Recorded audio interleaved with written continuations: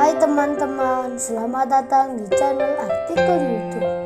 Channel pertama cerita Kenshin. Kali ini admin upload lagi ya. Terima kasih.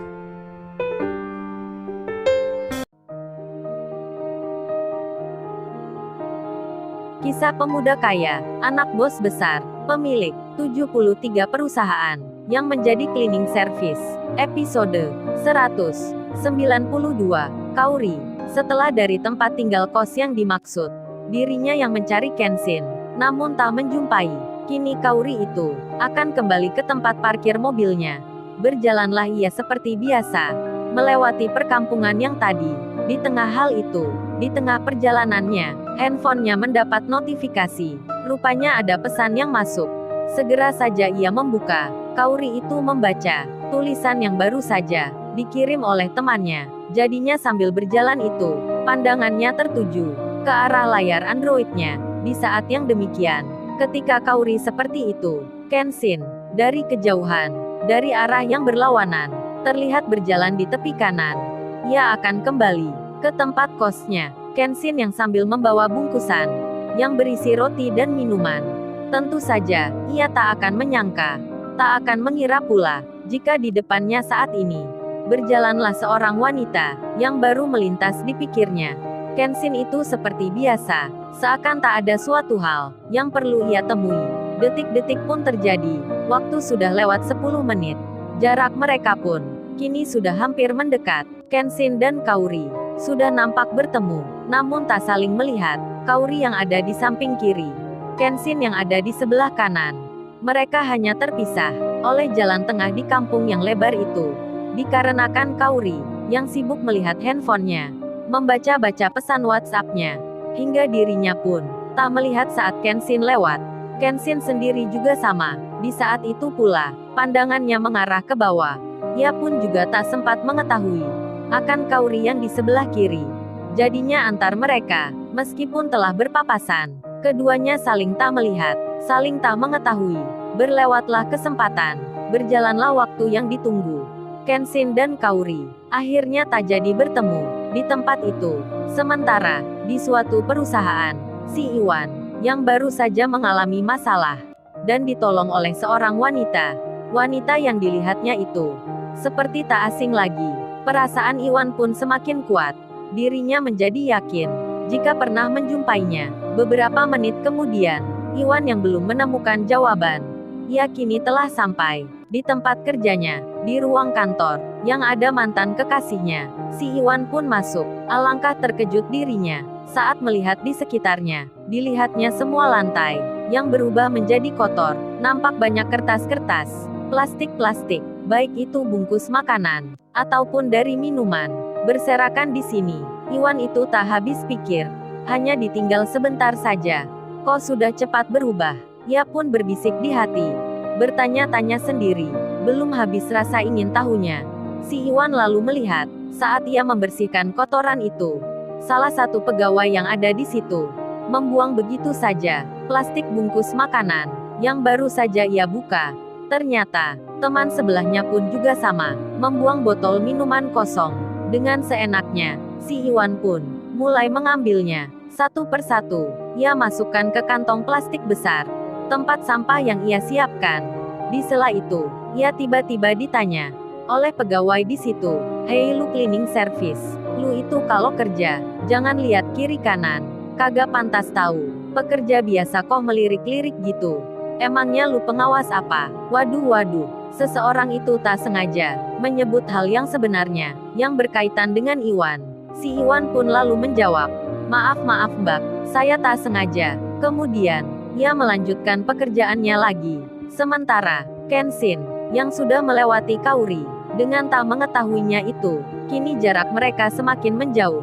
Kaori hampir mendekat ke jalan raya. Kenshin pun sudah akan belok kiri. Tinggal beberapa langkah lagi, keberadaan mereka akan terpisah, tak lagi di jalan itu. Namun, secara tiba-tiba, lewatlah seorang pengendara, yang terlihat berboncengan, saat jalannya dekat Kenshin. Salah satunya bicara pada temannya yang sedang mengemudi itu. Seseorang yang di belakang tersebut berkata, "Waduh bro, cewek mana itu? Kok nggak pernah lihat di kampung ini?" Cantik banget ya, ayo kita balik nih, minta kenalan yuk, mumpung lagi sepi nih. Di saat pembicaraan itu, Kenshin tak sengaja mendengarnya. Lantaran hal tersebut, dirinya terbawa pula, ingin melihatnya. Kemudian langsung saja, ia beralih pandangan. Kenshin itu melihat ke belakang. Kemudian saat ia tahu, cara jalannya wanita tersebut, apalagi rambutnya yang agak kemerahan, Kenshin segera bereaksi, karena perempuan itu sangat mirip dengan Kaori. Lalu ia membalikkan dirinya, berjalannya tak lagi ke arah pulang. Kenshin itu kembali lagi ke tempat semula, menuju jalan raya. Kini dirinya terlihat agak berlari, jalannya semakin cepat dan semakin cepat. Kaori sendiri, ia nampak sedang menyeberang. Melihat hal itu, Kenshin segera memanggil, dengan menyebut namanya berkali-kali. Namun, karena kebisingan yang ada, lalu lintas yang begitu ramainya, suara Kenshin jadi tak terdengar. Tenggelam bersama bunyi klakson-klakson mobil, hingga Kaori, yang sudah menyeberang itu, kini ia di dekat mobilnya. Lalu dibukalah pintu samping. Segera dirinya masuk. Kaori bersiap dengan meletakkan tasnya. Kenshin sendiri, ia pun sudah berada di pinggir jalan itu. Terlihat dirinya kini mulai akan menyeberang. Namun saat itu, mobil-mobil dan motor begitu banyak dan ramai sekali. Kenshin pun jadi terhalang. Tak mungkin ia menerjang. Lalu diangkatlah kedua tangannya. Ia hendak memberi tanda. Kenshin itu melambai-lambaikan. Sambil sesekali, ia memanggil nama Kaori. Kaori sendiri, kini sudah menyalakan mesin mobilnya itu. Bersiap pula akan dijalankan. Dan segera saja, mobil itu bergeser dari tempatnya. Di tengah hal tersebut, karena kondisinya yang sangat ramai, Kaori itu melihat kaca spionnya dari samping kiri dan kanan. Lantaran hal itu, ia pun tak sengaja melihat di seberang jalan ada seseorang yang mengarahkan tangannya tertuju ke mobilnya. Kaori itu lalu berhenti. Dirinya melihat sejenak, siapakah dia itu? Karena pandangannya yang agak terhalang oleh ramainya kendaraan, Kaori pun belum mengetahui siapakah orang tersebut. Namun, saat mobil-mobil yang menghalangi itu sudah mulai teruraikan, tabir pun segera terbuka. Pandangannya menjadi cerah. Kaori, dari mobilnya, melihat dengan terkejut sekali. Ternyata, seorang cowok yang di seberang itu adalah kekasihnya sendiri, yang tak lain, itu Kenshin. Tak berpikir lama, Kaori yang sedang dirundung asmara segera menepikan mobilnya, tersenyum-senyum melihatnya. Kaori lalu keluar, berdiri di dekat pintu mobil. Ia menunggu sang pujaan. Ia melihat dari tempat itu Kenshin yang sedang menyeberang, yang akan mendatanginya. Benih-benih asmara memang sangat terasa, apalagi semenjak kejadian di waktu tadi malam, membuat mereka inginnya bertemu saja. Hari ini pun sudah tak terhitung berapa kali Kaori itu menghubungi Kenshin dari pagi hingga siang. Kini mereka telah bertemu lagi, padahal waktunya ini belum terlewat 24 jam semenjak mereka menyatakan perasaan. Kini Kaori dan Kenshin di tempat itu, mereka akan bertemu kembali, melepas rindu. Di saat Kenshin yang merasakan senangnya, si Iwan malah sebaliknya. Di waktu yang sama itu, saat ia membersihkan lantai yang di depan mantan kekasihnya, Iwan malah melihat Susanti itu berdekatan dengan cowoknya. Sambil ia bilang, "Saya makan anggur ini aku suapin ya." Iwan itu tentu saja mendengarnya. Lalu benar-benar, Susanti itu menyuapkan buah anggur itu dengan tangannya sendiri ke cowoknya. Kemudian, biji-biji buah itu, kulit-kulitnya, ia buang begitu saja. Ia lempar sisa makanan itu ke lantai, tepat di depan Iwan. Si Iwan pun melihatnya, perasaannya makin tak karuan.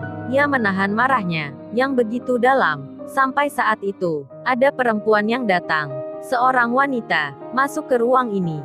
Semua pun melihatnya, termasuk Iwan pula. Lalu, bagaimana kisah selanjutnya? Subscribe channel ini untuk episode berikutnya. Terima kasih. Jangan lupa ya guys, untuk kelanjutan ceritanya ada di YouTube. Jangan lupa subscribe ya guys, dan tekan notifikasinya